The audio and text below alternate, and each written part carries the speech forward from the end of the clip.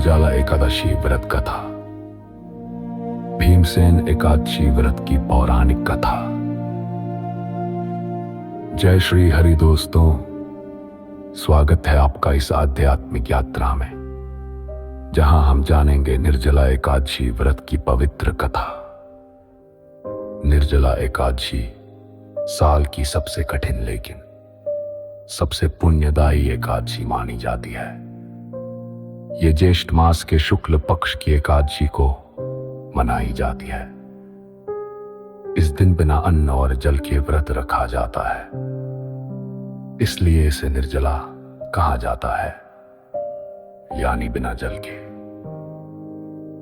अब जानते हैं इस व्रत की कथा, जो जुड़ी है महाभारत के बलशाली योद्धा भीमसेन से। पांडवों के गुरु महर्षि व्यास ने एक बार सभी भाइयों को एकादशी व्रत रखने का महत्व बताया। युधिष्ठिर, अर्जुन, नकुल और सहदेव तो बड़े श्रद्धा से हर एकादशी को व्रत रखते थे, लेकिन भीमसेन को भूख बहुत लगते थे। वे भोजन के बिना रह नहीं पाते थे।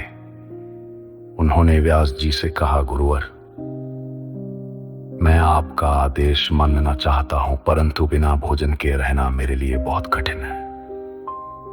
यह सुनकर महर्षि व्यास मुस्कुराए और बोले, हे भीम, यदि तुम पूरे वर्ष की 24 एकादशियों का पुण्य एक ही दिन में प्राप्त करना चाहते हो, तो एक ही दिन व्रत रखो, ज्येष्ठ शुक्ल एकादशी को। इस दिन अन्न और जल दोनों का त्याग करना होगा। ये कठिन है, परंतु फल सभी एकादशियों के बराबर मिलेगा। भीम ने यह व्रत रखा बिना जल के, बिना अन्न के, केवल भगवान श्री विष्णु का स्मरण करते हुए।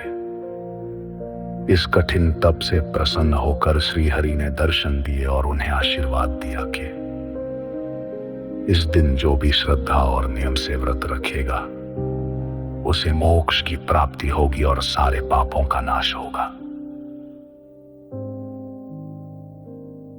इसलिए निर्जला एकादशी सिर्फ उपवास नहीं है, यह आत्मनियंत्रण, भक्ति और समर्पण की परीक्षा है।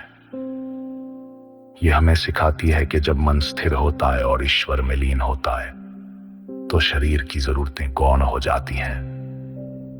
इस दिन सूर्योदय से अगले दिन सूर्योदय तक उपवास रखें, भगवान विष्णु की पूजा करें, तुलसी अर्पित करें, ओम नमो भगवते वासुदेवाय मंत्र का जाप करें, और अगर संभव हो तो दान पुण्य भी करें।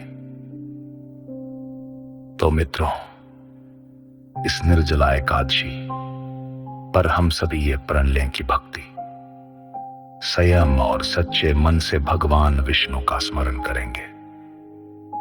अगर आपको ये व्रत कथा अच्छी लगी हो तो वीडियो को लाइक करें, चैनल को सब्सक्राइब करें और इस दिव्य कथा को अपने परिजनों तक जरूर पहुंचाएं। जय श्री हरि, जय विष्णु भगवान।